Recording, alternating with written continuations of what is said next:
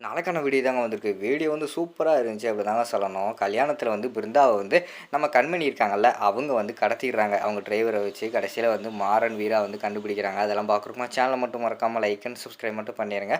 First எடுத்த உடனேயுமே வந்து மண்டபத்துக்கு வந்து ஃபேமிலியா எல்லாருமே வர்ற மாரி தான் காட்டிக்கிட்டு இருக்காங்க. வந்த உடனேயுமே வந்து நம்ம மாறன் வந்து தடபுடலா களத்துல இறங்கி கல்யாண ஏற்பாடுலாம் எப்படி நடந்துக்கிட்டு இருக்கு? சூப்பரா நடந்துக்கிட்டு இருக்கா? என்ன ஏதுன்னு சொல்லிட்டு எல்லாத்தையுமே அந்த இடத்துல அவங்க வந்து செக் பண்ணி பார்த்துக்கிட்டு இருக்கிற மாரி தான் காட்டிக்கிட்டு இருக்காங்க. இங்க பார்த்தா நம்ம இவர் இருக்கார்ல கார்த்தி, அவர் போய் வாசல்லே நின்னுகிட்டு இருக்கிற மாரி தான் காட்டிக்கிட்டு இருக்காங்க. அப்போ வந்து மாறன் வந்து தேடிக்கிட்டு இருக்காங்க. எங்க கார்த்திய காணோம். கார்த்தி, கார்த்தி அப்படின்னு சொல்லிட்டு தேடிக்கிட்டு இருக்காங்க. அந்த பக்கமா விஜய் வந்து வந்துகிட்டு இருக்காங்க. விஜய் வந்தவுடனே, "யார மாமா தேடுறீங்க?" அப்படிங்கிற மாரி சொன்னவுடனே, "கார்த்திய தான் தேடுறேன்." அப்படிங்கிற மாரி சொன்னவுடனே, "கார்த்தி மச்சான் வெளியிலேயே நின்னுகிட்டு இருக்காங்க. அங்க வந்து அவங்க ஒய்ஃப் வராங்கல்ல, அதுக்காக காத்து கிடக்காக போல. அப்படி நிக்கக்கூடாது." அப்படிங்கிற மாரி சொல்லிக்கிட்டு இருக்காங்க.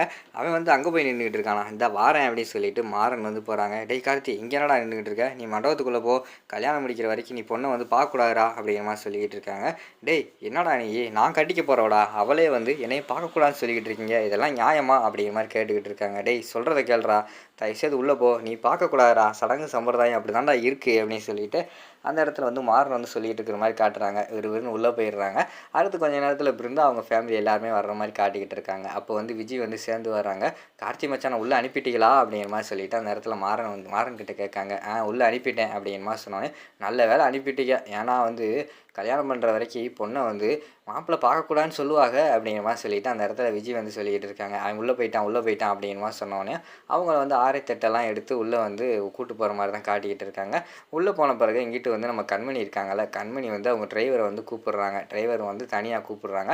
அவங்க போய், "என்ன மேடம் சொல்லுங்க." அப்படிங்கிற மாரி சொன்னோனே, "கல்யாணத்த எப்படியாவது நிப்பாட்டணும். அதுக்கு ஏதாவது பண்ணணும்." அப்படிங்கிற மாரி சொல்லிக்கிட்டு இருக்காங்க.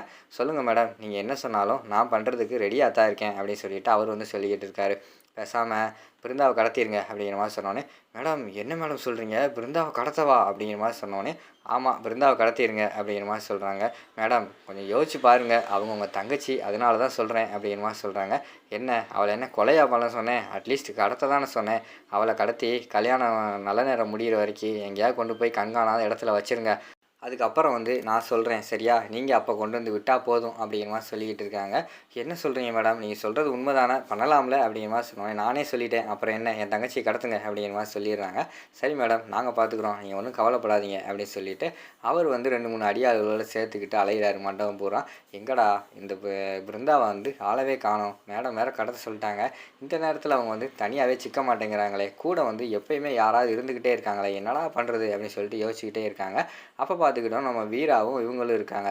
பிருந்தாவும் ஒன்று போல தான் இருக்காங்க. அந்த நேரத்தில் பிருந்தாவ மட்டும் தனியாக வர வைக்கிறதுக்காக அவங்க வந்து திட்டம் போட்டு பிருந்தாவ மட்டும் தனியாக கூப்பிட்டுறாங்க. பிருந்தாவ மட்டும் தனியாக போயிடுறாங்க. அவங்களுக்கு வந்து பிருந்தாவ கடத்துறதுக்கு ஒரு பயங்கரமான வாய்ப்பு ஒன்று கிடச்சிருது. என்னடான்னு பார்த்துக்கிட்டோம்னா, அந்த டயத்தில் கரண்ட் வேற போயிடுது. பிருந்தாவுக்கு வேற இருட்டில் நின்று அவங்களும் மெய் மறந்து யாருக்கிட்டயோ ஃபோன் பேசிக்கிட்டு இருக்காங்க. இதான் சரியான நேரம் கடத்திருங்கடா அப்படின்னு சொல்லிட்டு டக்குன்னு வந்து அந்த மயக்க மருந்து உள்ள கர்ச்சீப்பை வந்து பிருந்தாவோட மூஞ்சில வந்து வச்சிடுறாங்க. அவங்க அந்த இடத்துலயே மயங்கி விழுந்துடுறாங்க.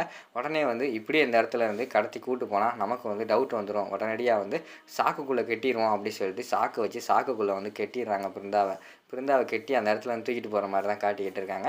இங்கிட்டு பார்த்தா பிருந்தாவை காணும் சொல்லி தேட ஆரம்பிச்சிடுறாங்க. பிருந்தாவங்கன்னு சொல்லிட்டு வீராவும் தேடிக்கிட்டு இருக்காங்க. ஐயோ ரொம்ப நேரமாக என் கூட தான் இருந்தா, கரண்ட் போனப்போ யார்கிட்டயே ஃபோன் பேசிக்கிட்டு இருந்தா, அதுக்கடுத்து ஆளை காணோம்.